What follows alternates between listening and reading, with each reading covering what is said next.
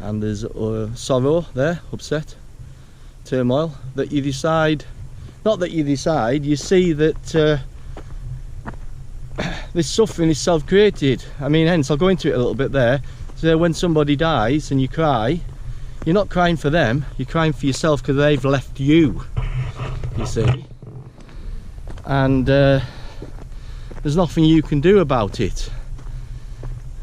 And if you treated them harshly, somebody in your family or relationship, and now you feel guilt, etc., well, it can create that disturbance to a turmoil inside that it can bring you to an aware state of understanding instantaneously. So these things, these challenges in life can open you up, to waken you up. So if you're in time and you're suffering, then you're not going to wake up till you understand that once I have an insight, that's intelligence operating. That's intelligence, because it's seeing that I'm confused, and the world as it is, and how I am, how I reflect myself into the outside world, is not working. Now, it's quite simple when the penny drops and you start to understand it, but it can be short-lived, because we're so conditioned, we're so addicted to thinking, that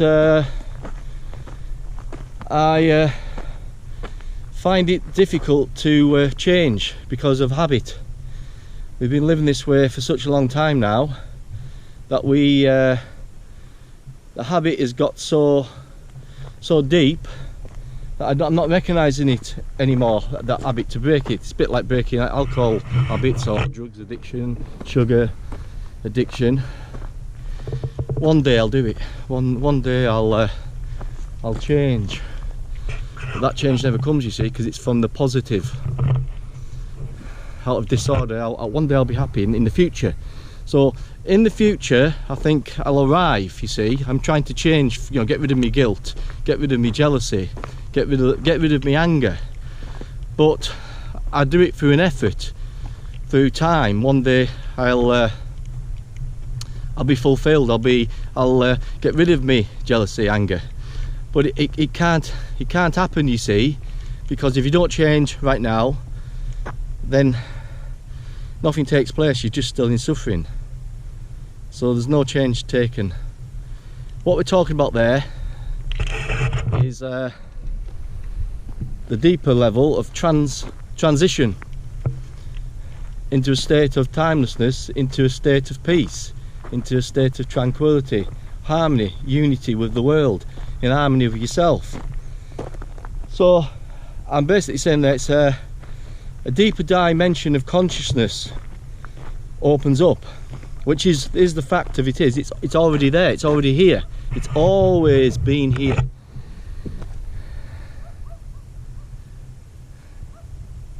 So if you followed all this, it's the movement of thought, and not a lot of people have been able to understand it. There was two people, well, there's been more than two people, but I just want to bring in somebody that resonated with me. Not that I didn't inquire before I read any books. I had a spiritual awakening 28 years ago, and up until that point I was inquiring in myself for over 10 years, and I understood things that I found other people didn't resonate with, and they were in what I would call group mentality. I never followed any patterns of beliefs, religions, the work structure, the workplace. I don't mean not in the job, I mean this 9-to-5 thing that people subscribe to, bought into by, that's the way things are, that's the traditional way to live. But you're in suffering every day. When I don't it's not about me, it's about you. But I never subscribe to any plan, any measurement. spontaneity of living. You see, in the olden days, people had to just go and hunt and get the food and then cook a meal in the evening, you see, and that's biological security you need, which everybody does. So taking action to eat, to keep warm, to have some shelter, there's nothing wrong with it. But things got out of control because of power, thought, greed, control, the emotions, all the emotions and the feel. See, again, we're going to go into the feelings and the emotions. That's all connected to the mind. It's just on a different, deeper dimensional level that you've got to pay attention to, because that sweeps you back in to this distortion of reality, this unharmonious way of living. So 28 years ago, I don't forget anything to tell you, and it's not basically that I'm walking around here and there's a script or anything. No, I can talk to you about anything in many different ways and put it across in thousands of ways to you. It's not based on time, the message. Yes, I'm using thought to express and use these words, but it's the vibrational resonance. I've got that word wrong, but it's a vibrational state of purity from the source, from intelligence. Now, why do I know this? You see, that we're in what's called physical matter, and like I explained before, it all fits together. We've got things and we've got space, you see, and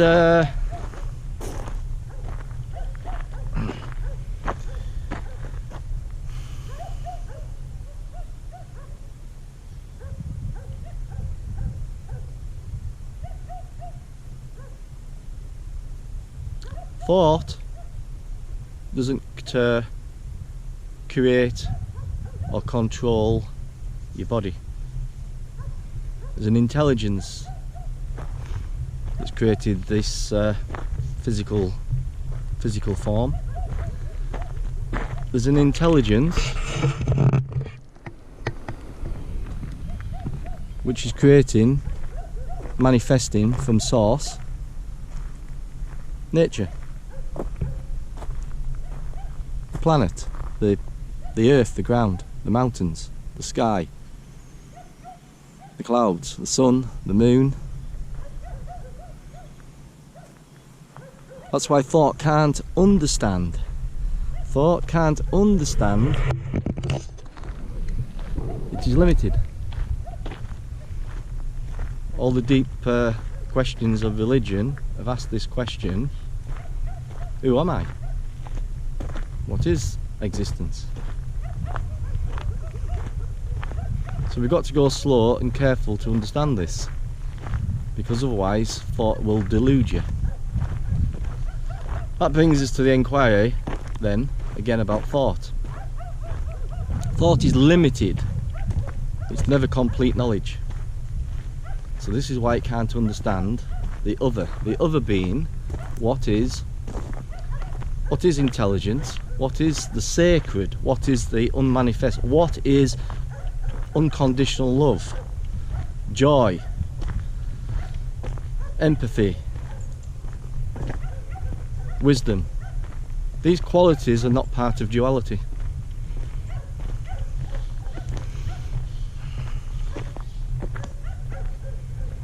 And an intelligence operates beyond thought, which is consciousness. So as I walk down here, if my mind, the brain becomes still, becomes quiet, and there's not a movement of thought, which is time, only then will there'll be an awakening of intelligence which will operate. See, thought is part of consciousness, but it's subservient to consciousness, meaning it's the servant. Thought is the servant to intelligence. Now, I hope you're not confused about what intelligence actually is, because we're not talking about intellectual intelligence, you see. Oh, he's intelligent, he's got a good job. Yeah, thought has created a vast amount of technological advancements and achievements. But thought, though, and here's the truth, take a look yourself. Thought has divided people. Thought's divided yourself. It's fragmented the brain, and it can't solve human problems.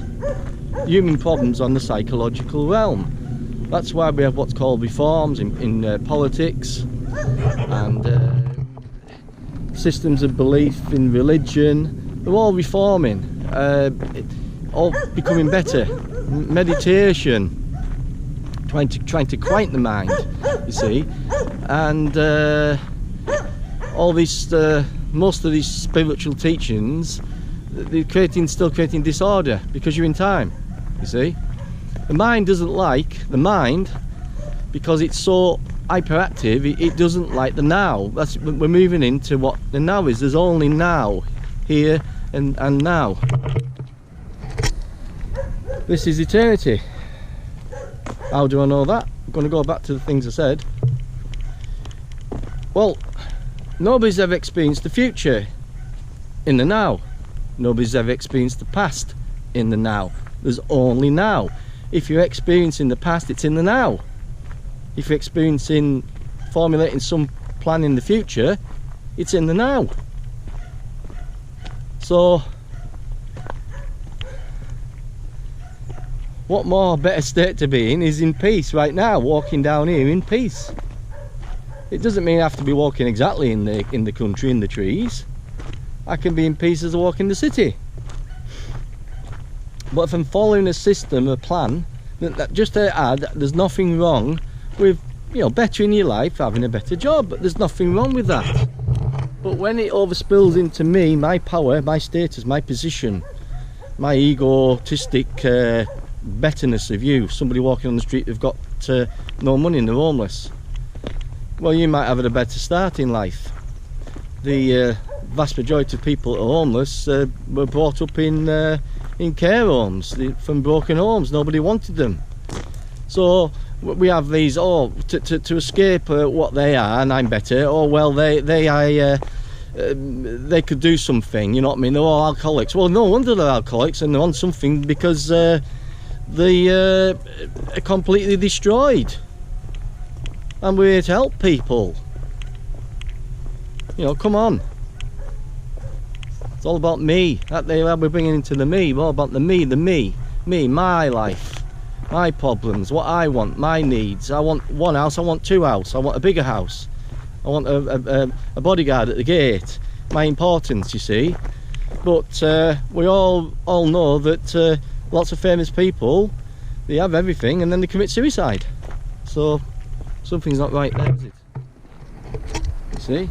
Now, this is just a suggestion.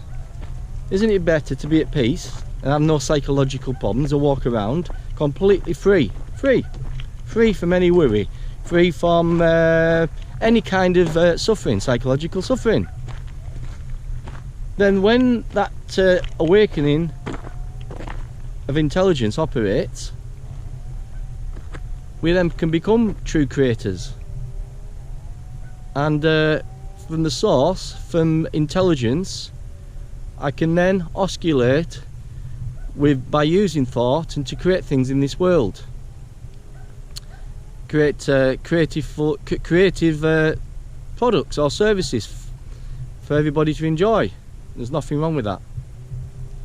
But it's secondary, because the ultimate goal, and I wouldn't call it a goal, but I'm just using that as a word, your purpose in this world is to wake up. That's your divine purpose, to wake up. And would probably call that a spiritual practice. Not any methods. No methods of sitting at the altar. No methods of reading books day in, day out. There's nothing wrong with reading any books, but you're not going to find true understanding unless you inquire. So we need, if you're listening to this, actually truly listening, you're following, Or if your mind's operating and you're condemning this and he's doing that, it's only because it's a reflection of yourself. That is a reflection of your state that you're in when you're condemning, judging. Because what I'm discussing here is fact. It's not based on me. It operates from the source, from the intelligence. So as I said, you never created thought, the me, because you think that there's me. You see, you never created this. You could say maybe God did, or the source, the unmanifest, the sacred, right? And it's still humans cannot understand that because they're in the thinking, egotistic mind. And when you're in that egotistic thinking mind, it is limited. And it's so beautiful how everything operates and works, because thought would create, it would destroy. If it got an handle, if it got power onto how everything operating and worked, it destroy it like it destroys everything else, metaphorically speaking. So beauty is not part of thought. So the thought, the thinking part can't enter into the sacred. So till you dissolve your egotistic mind, you can't enter the kingdom of heaven. The kingdom of heaven is here right now. Always has been. This is what Jesus was probably talking about. That's why the metaphor would be of the sky, the space. That's the kingdom. And heaven is a dimension of space, a dimension of consciousness.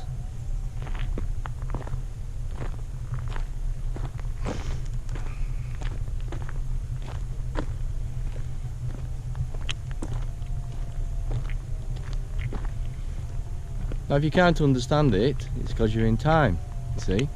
What you are, when you look outside yourself, look inside yourself,